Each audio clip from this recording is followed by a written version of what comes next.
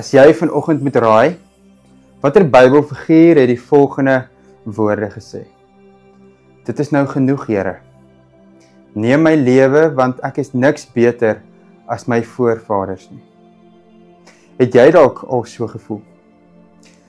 Want die een wat hierdie woorde gesê het, was die groot profeet Elia. En Elia het in God se naam 'n reuse oorwinning behaal. Hy en die Baal-profete het daar rondom die altaar gestaan en hulle wou kyk wie se God die ware God is. En Baal se mense het geval. Elia het die altaar en die hout nat gegooi. Het 'n sloot gegrou en soveel water gegooi dat die sloot nat en vol was. Daarna het Elia gebid na 3 jaar van droogte wat hy aangekondig het en dit het begin reën. Elia het God in al sy glorie beleef. En dan die volgende dag. Die volgende dag vertel koning Agab vir sy vrou Isebel van alles wat gebeur het. Dit was haar Baal-profete wat Elia verslaan het en om die lewe gebring het.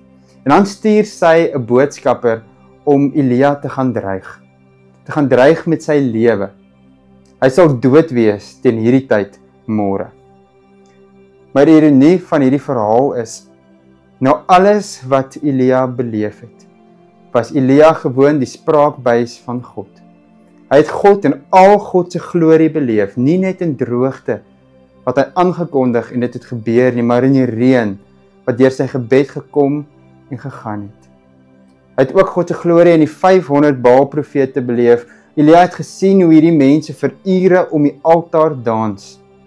Hoe hierdie profete hulle self stukkend sny om Baal se aandag te probeer kry. Elia het hulle getart en gesê hulle moet dalk harder skree. Dalk slaap hulle God 'n bietjie. Elia was parmantig.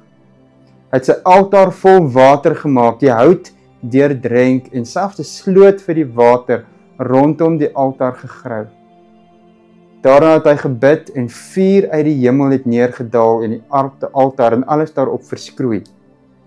Nou die volgende dag dreig hierdie vrou, Agab se vrou hom, en hy is so bang dat hy wil vlug vir sy lewe na alles wat Elia beleef het. Dan lees ons in vers 3. Elia het bang geword en terwille van die Here of van sy lewe gevlug. Toe hy by Berseba in Juda kom, het hy sy slaaf daar agtergelaat. Hy self het egter 'n dagreis ver die woestyn ingegaan en daar het hy onder 'n besembos gaan sit en gewens hy gaan dood. Hy het gesê, nou is dit genoeg, Here. Neem my lewe, want ek is niks beter as my voorvaders nie. Elia, die man van God. God se getroue dienskneg, hierdie groot profeet wat eerstehand God se krag, sy getrouheid en sy teenwoordigheid beleef het. Hy is so bang en so depressief, dat hy wens dat hy eerder moet sterf. Was jy al depressief? Het jy al gevoel dat jy net moet sterf? Want dan gaan hierdie verhaal verstommend verder as 'n engel vir Elia kom versorg. As hy vir hom 'n roosterkoek en water gee. Elia eet en hy gaan lê en hy slaap weer, soos wat 'n mens maar doen as jy depressief is. Maar hierdie engel voed hom. En Elia kry soveel krag dat hy vir 40 dae en 40 nagte kan loop tot by Horeb, God se berg. By hierdie berg gebeur daar iets verstommend. God vra 2 keer vir Elia, wat maak jy hier? Hoe sal jy vandag op hierdie vraag antwoord as die Here, die lewende God, na alles vir jou moet vra, wat maak jy hier? Want net soos ons baie keer kan maak, verduidelik Elia vir God presies waarom hy voel soos wat hy voel. Hy sê in vers 10 vir die Here, hy antwoord, ek met my hart en siel gewy aan u saak, Here, almagtige God. Die Israeliete het die verbond met u verbreek. Hulle het die altare afgebreek. Hulle het u profete doodgemaak. Net ek alleen het oorgebly en hulle soek my om my ook om die lewe te bring. En dan speel hierdie aangrypende verhaal af waar God homself vir Elia weer openbaar. Waar God vir Elia sê, gaan staan buite die grot. Ek, die Here, wil by jou verbygaan. Hou in gedagte met wie God hier praat. Dis die profeet wat God in aksie beleef het met vuur uit die hemel. met reën wat vir jare opgehou val het en weer begin reën het, omdat Elia gebid het. En voor hierdie depressiewe profeet, wat God se krag ken, gaan staan die Here soos volg. In vers 11 lees ons, maar die Here sê toe vir hom, kom uit en gaan staan op die berg voor my. Die Here, ek wil by jou verbygaan. Skielik was daar 'n baie sterk wind wat die berg stikkend geruk en aan die rotse gebreek het voor die Here. Maar in die wind was die Here nie. Na die wind was daar 'n aardbewing, maar in die aardbewing was die Here nie. Dan lees ons in vers 12. Na die aardbewing was daar vuur, maar in die vuur was die Here nie. Na die vuur was daar fluistering in die windstilte. En toe Elia dit hoor, het hy gesig met sy mantel toegemaak en hy het by die bek van die grot gaan staan. Toe hoor hy 'n stem wat vir hom sê, wat maak jy hier, Elia? In die windstilte hoor Elia God se stem, nadat Elia alles van God beleef het, God se grootheid voor sy eie oë sien afspeel het. God se stem in die windstilte is wat hierdie profeet nodig het. God is ook by hom, soos in die fluister van die wind. En weer vra God vir hom, Elia, wat maak jy hier? Hoe sal jy vandag hierdie vraag antwoord as God vir jou vra, wat maak jy hier? Wat maak jy hier in die begin van die nuwe jaar?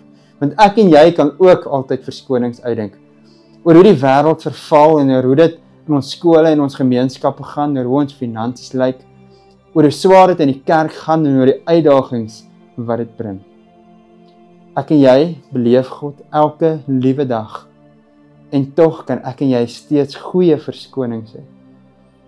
Na alles het Elia ook verskonings gehad, goeie verskonings gehad. In vers 14 lees ons, en hy het geantwoord, ek het my hele hart en siel gewy aan u saak, Here, almagtige God. Die Israeliete het die verbond met u verbreek, hulle het die altare afgebreek, hulle het die profete doodgemaak. Net ek het oorgebly. Nou soek hulle my ook om die lewe te bring. Meeste van die tyd het ek en jy ook baie goeie verskonings. Geldige redes vir die moeg en die moedeloos wees, soos wat Elia ook in hierdie verhaal het. Maar dan lees ons in vers 15, maar die Here sê vir hom, draai in jou spore om na die Damaskus woestyn toe. Die Here herinner vir Elia dat hy nie klaar is met hom nie, dat hy hom geroep het vir 'n taak en dat hierdie taak moet voortgaan. En waarvoor roep die Here vir jou en vir my hier in Pretoria in die begin van 'n splinter nuwe jaar? Want iemand het in hierdie week my herinner aan hoe die Judeërs oor God nagedink het. Nou in die antieke wêreld was daar nie banke en instansies waar jy kon geld leen nie. En mense het ook maar swaar gekry, maar dan moes mense mekaar dra en mekaar ondersteun. As jou kinders jou geld gemors het, as jy vir 'n paar jaar 'n misoes gehad het, dan het jy niks oorgehad nie. Dan moes iemand in hierdie gemeenskap waarvan jy deel was, vir jou intree en jou skuld dra. Hierdie mense het die wêreld dan 'n weldoener genoem. Nou daar is ook vanselfsprekend nie verwag dat jy hierdie weldoener moes terugbetaal nie, want dan sou jy net weer van vooraf in die skuld gewees het. En dit was 'n welbekende ding in die antieke wêreld. Jy moes net oral waar jy gegaan het, hierdie weldoener, as jy in hulle teenwoordigheid is, sy of haar lof besing. Mense moes weet watter goeie daad hierdie persoon, hierdie weldoener, aan jou en vir jou gedoen het. Dis al wat die weldoener van jou verwag het. Dis al wat jy kon bied. En dalk voel jy vandag soos Elia. Dalk nie. Maar dalk wonder jy wat jy vir die Here kan doen so in die nuwe jaar, veral nadat jy besef wie jy is. En dan herinner hierdie teks vir ons, God is ons weldoener, selfs en dalk veral in die begin van 'n nuwe jaar. Is die kruis die grootste troos en Jesus ons enigste hoop. Want God roep elke liewe een van ons, God dra elkeen van ons en God het homself vir my en vir jou gegee. Dan moet ons mekaar vra, hoe kan ons hom terugbetaal? En die antwoord is, ek en jy kan nie. Ons kan net ons weldoener se lof besing. Hierdie weldoener wat selfs waar Elia onder 'n besembos gaan lê, gereed is om te sterf, dan versorg God hom. Hierdie God wat nou alles wat Elia beleef het, aan hom verskyn in die windstilte, want dis wat hy nodig het. Nou wanneer hierdie jaar begin en die wêreld vir 'n oomblik rustiger is, mag jy God ook in die windstilte beleef.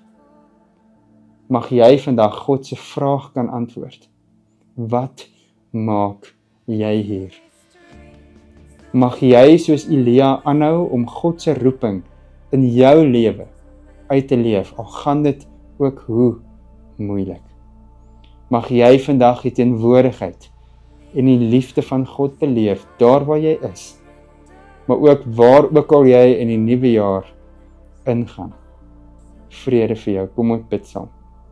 Here, dankie dat ons hier in die begin van die nuwe jaar kan lees van Elia.